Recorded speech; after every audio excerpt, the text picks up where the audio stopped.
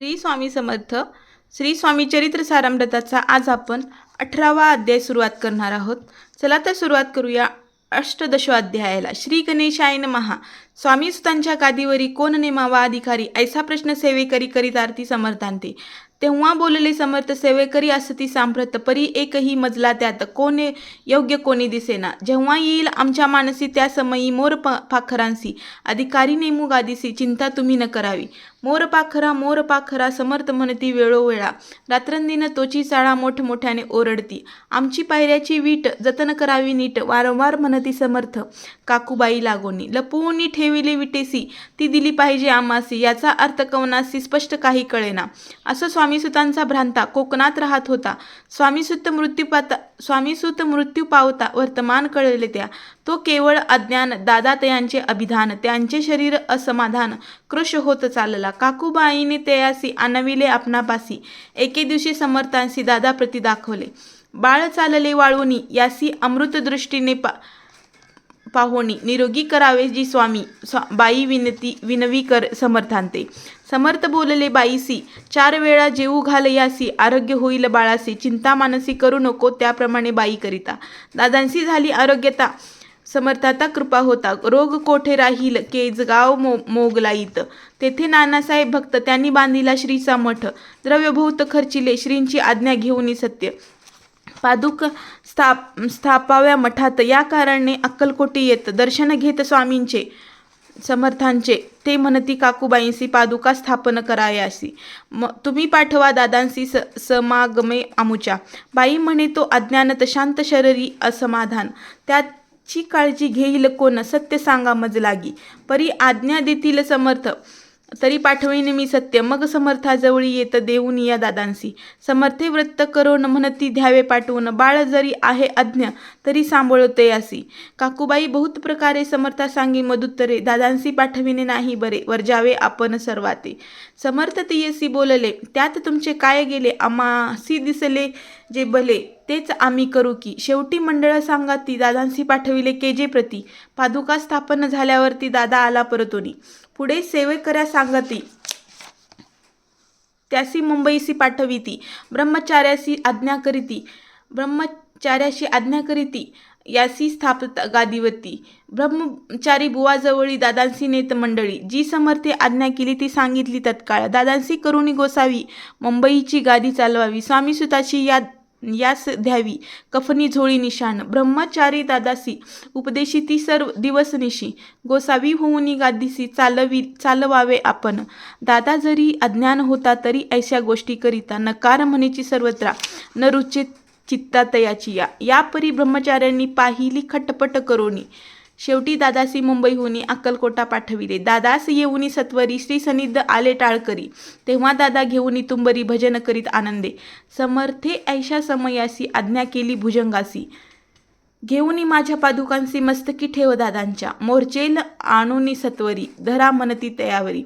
आज्ञेप्रमाणे सेवेकरी करिता ती तैसेच. श्रींच्या पादुका शिरी पडता, उपरती झाल्या त्यांच्या चित्ता. हृदयी प्रकटला ज्ञान सविता, अज्ञान गेलेले याते. दादा भजनी रंगला, देह नाही विसरला, स्वस्वरूपी लीन झाला, सर्व पळाला अहंभाव. धन्य गुरुचे महिमान, पादुका स्पर्श करून झाले तात्काळ ब्रह्मज्ञान. काय धन्यता वर्णावी, असो दादांची पाहुणी वृत्ती.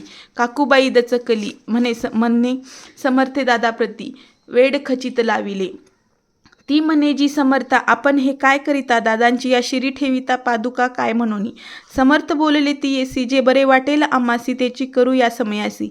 व्यर्थ बडबड करू नको. काकूबाई बोले वचन, एकांसी गोसावी बनवून, टाकीला आपला आपण मारून. इतुकेची पुरे झाले. ऐकून ऐशा वचनाला समर्थासी क्रोध आला.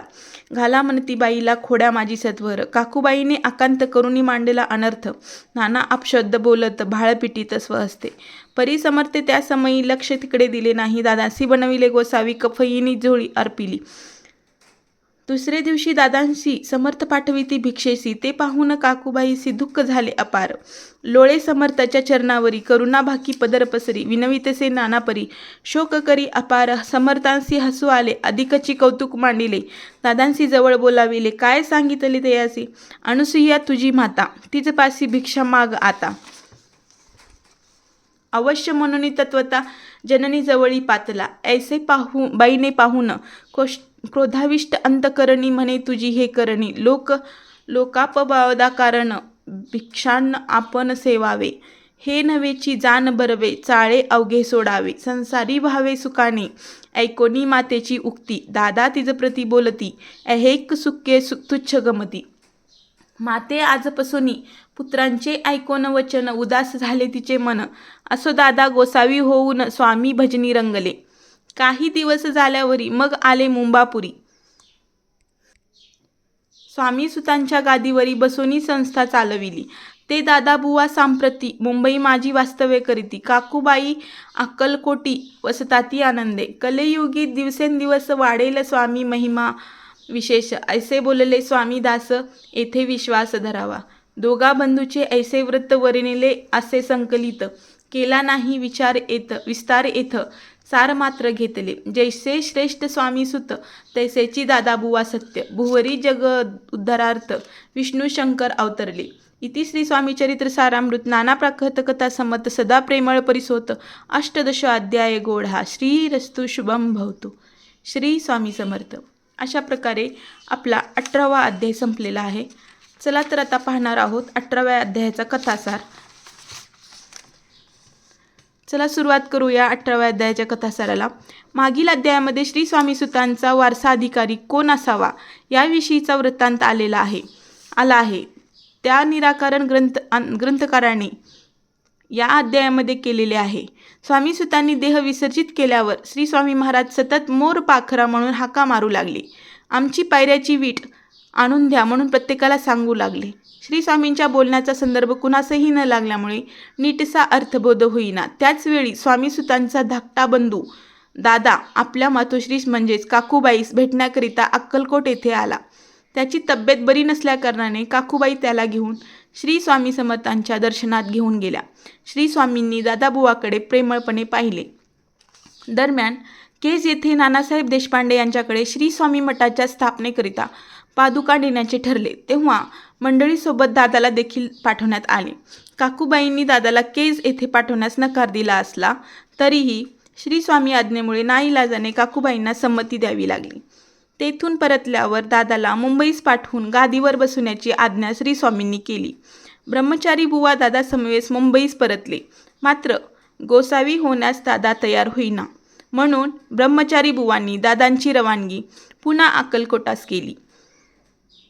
तेव्हा श्री स्वामींनी स्वतः पुढाकार घेऊन दादाच्या मस्तकावर आपल्या चर्मपादुका ठेवून त्यास अनुग्रह दिला. काकूबाईंच्या विरोधाला न जुमानता श्री स्वामींनी दादाला स्वामी सुतांच्या गादीवर बसविले. श्री स्वामींचा अनुग्रह प्राप्त होताच दादांची चित्तवृत्ती पालटली आणि पुढे तो वैराग्यशील होऊन कायमस्वरूपी श्री स्वामी गादीची सेवा करू लागला. अशा प्रकारे आपला 18वा अध्याय संपलेला आहे. श्री स्वामी समर्थ. श्री स्वामी समर्थ. श्री स्वामी समर्थ.